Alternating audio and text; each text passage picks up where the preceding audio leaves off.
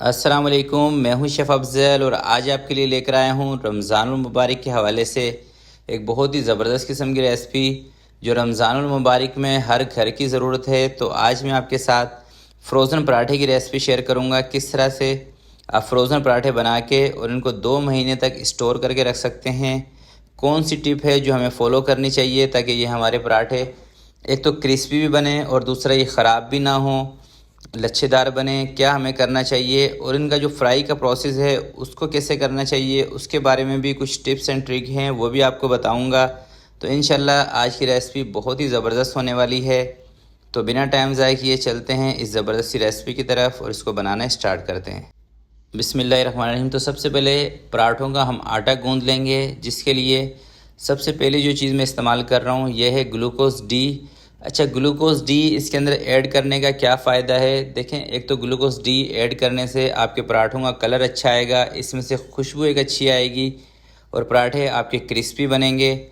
तो glucose D इसमें शामिल किया है, 1 चम्मच नमक का इसमें शामिल किया है और 1.5 कप इसके अंदर मैंने पानी का लिया है। अब इन सारी चीज़ों को मिक्स करके, और ये है मेरे पास फ़ाइन आटा। अच्छा, ये फ़ाइन आटा, सफ़ेद आटा भी इसको बोलते हैं, हल्का सा इसके अंदर दाना सा होता है, जिस तरह से कि दोस्तों सूजी का दाना हो, इस तरह से। और फ़ाइन आटे के मैं इसलिए आपको बता रहा हूँ क्योंकि मैदे के जो पराठे बनते हैं वो ज़्यादा हैवी होते हैं मैदा, और रमज़ानुल मुबारक में हमें इस तरह की ग़िज़ा चाहिए होती है जो ज़्यादा हैवी ना हो।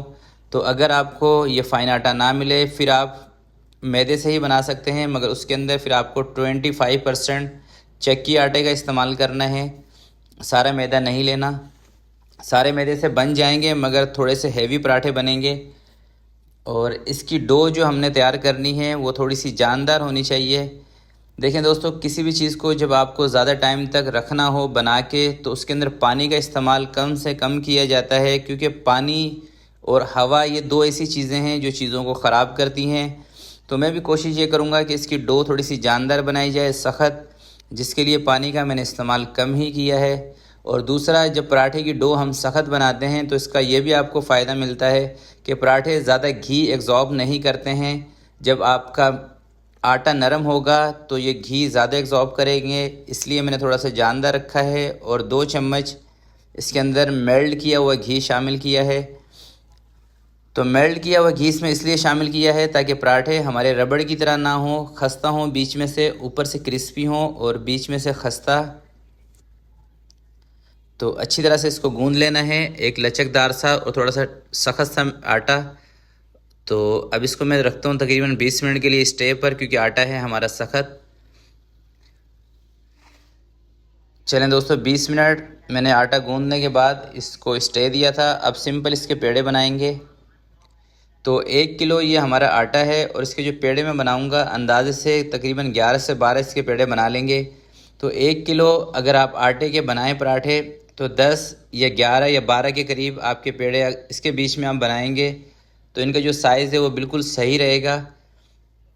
तो पेड़े इसके मैंने तकरीबन 11 बना लिए हैं। और पराठे बनाते वक्त आपने सिर्फ़ और सिर्फ घी का इस्तेमाल करना है, चाहे आप टेबल के ऊपर घी लगाएं, इसके ऊपर लगाएं, पेड़ों के ऊपर।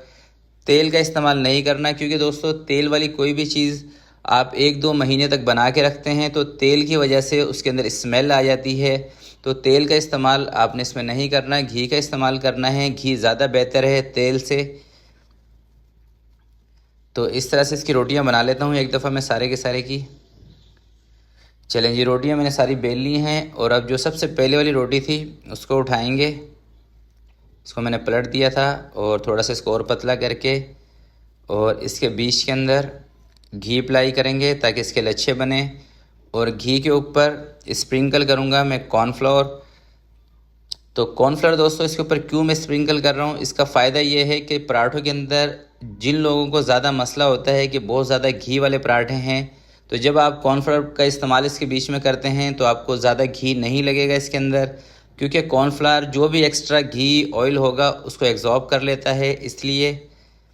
और 2 तरह से ये मैं आपको बनाना सिखा रहा हूँ। एक तो देखें, आप इस तरह से भी इसको बना सकते हैं, इसका जो पेड़ा है, एक ये तरीका है। दूसरा एक और तरीका आपको बताऊंगा, इसमें से जो भी आपको आसान लगे आप उसी हिसाब से इनको बना लें।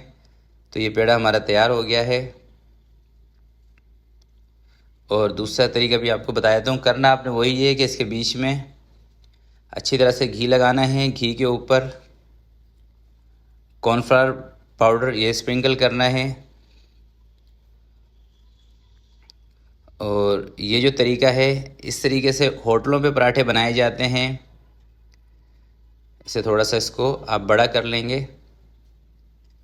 तो इस तरह से लच्छे और भी ज़्यादा अच्छे बनेंगे, बारीक लच्छे बनेंगे इसके बीच में। ये जो सेकंड तरीका मैं आपको बता रहा हूँ, इसे करके और अब आप इसका अपनी उंगलियों के ऊपर ही ऐसे पेड़ा बना लें इस तरह से। तो मैं भी तमाम के तमाम पेड़े इसी तरह से बनाऊंगा नेक्स्ट प्रोसेस के तहत ही, और जब बन जाएंगे फिर आपको दिखाऊंगा। चलें दोस्तों, पेड़े हमारे सारे तैयार हो चुके हैं और अब हमने करना ये है कि अगर 10 से 15 मिनट आप इसको स्टे देना चाहें, पेड़े सख्त हों तो आपने इसको स्टे देना है, वरना आप इनको हाथ के हाथ भी इनकी रोटियां बना सकते हैं। और अब इसको जो सेव करने का तरीका है वो भी आपको बता देता हूँ। देखें, पराठा जितना आपको बनाना हो उतना बड़ा बेल के और इसके ऊपर घी अप्लाई करें। ये जो घी आप इसके ऊपर अप्लाई कर रहे हैं ये आपका ज़ाया नहीं जाएगा। जब आप पराठे को कुक करेंगे, पकाएंगे, उस टाइम ये काम आ जाएगा आपके। और ये मैंने प्लास्टिक का पेपर जिसको पराठे के साइज़ की कटिंग कर ली थी। अगर आपके पास प्लास्टिक का पेपर ना हो या आप ये ना यूज़ करें तो जो बटर पेपर मिलता है उसके ऊपर भी आप पराठे इस तरह से लगा सकते हैं। पराठे इसके ऊपर रखें, ऊपर हल्का सा और घी लगाएं और दूसरा पेपर इसके ऊपर रखें।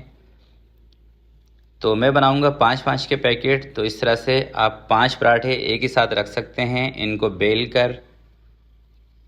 तो मेरे पास हैं कुल टोटल 11 पराठे, तो 1 या 2 इसको हम अभी फ्राई करेंगे, बाकी रख देता हूं मैं बना के। और तरीका मैं आपको दिखा देता हूं। देखें, बनेंगे भी इससे गोल गोल पराठे बनेंगे इंशाल्लाह। क्योंकि जब आप इसके पेड़ा दोस्तों सही बना लेते हैं तो पराठा खुद ब खुद ही गोल होता है। जब आप इसको बेलते हैं, पेड़ा सख्त होगा, अच्छा पेड़ा बनाएंगे तो पराठे भी आपके खुद ब खुद गोल बनेंगे। ज़्यादा आपको मेहनत भी नहीं करनी पड़ेगी इनको गोल करने के लिए। चलें, ये 5 पराठे मैंने बना लिए हैं। अब इस तरह का जिप बैग आप ले लें और इसको इसके अंदर इस तरह से उठाएं और इसमें डाल के बस ख्याल आपने ये करना है कि इसके अंदर एयर नहीं जानी चाहिए। एयर निकाल के फिर आपने इसको पैक करके रख देना है फ्रीज़र के अंदर। जब आपका दिल करे इसको फ्रीज़र से बाहर निकालें, आधा घंटा थोड़ा सा इसको रूम टेम्परेचर पे आने दें। उसके बाद आप इसको फ्राई करें, और फ्राई किस तरह से करना है ये आगे चल के आपको बताऊँगा। तो अब इसको मैं करता हूँ साइड पे, और एक पराठा अभी आपको पका के भी दिखा देता हूँ। एक पेड़ा उठाएं,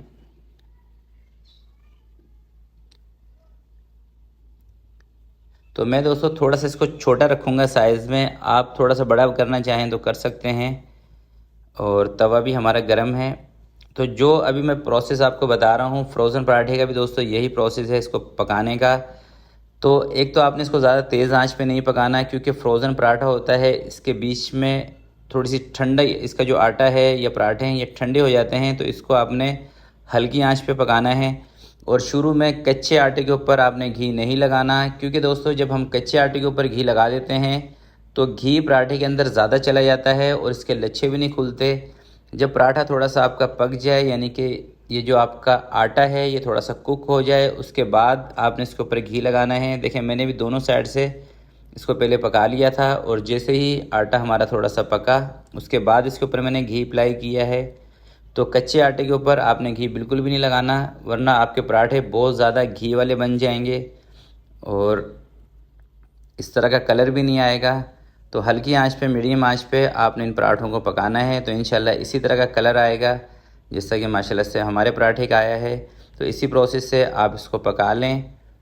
और लगे हाथ एक और टिप आपके साथ शेयर करता हूँ पराठे बनाने की। अगर आप होटल जैसे पराठे बनाना चाहते हैं तो इसके लिए ज़रूरी यह है कि आप जिस तवे का इस्तेमाल कर रहे हैं ये वज़नी होना चाहिए। आयरन का तवा हो, मोटा तवा हो, उस पर पराठे आपके क्रिस्पी बनेंगे। तो ये देखें, 2 पराठे मैंने बना लिए हैं, और ये हमारे जो बाकी के फ्रोज़न बचे हुए थे ये इसको भी पैक करके इसी तरह से रख देंगे।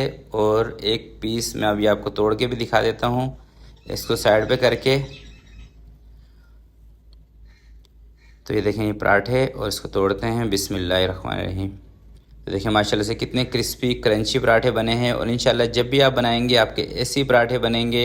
और मुझे उम्मीद है जब आप इस रेसिपी को स्टेप बाय स्टेप फॉलो करके बनाएंगे आपके पराठे बहुत ही ज़बरदस्त बनेंगे। तो प्यारे दोस्तों, आज की ये रेसिपी, ये वीडियो आपको अच्छी लगे तो प्लीज़ इसको ज़रूर लाइक कीजिएगा, अपने दोस्तों के साथ शेयर कीजिएगा। अपना बहुत सारा ख्याल रखिएगा, अपने वालिदैन का ख्याल रखिएगा। अल्लाह हाफिज़।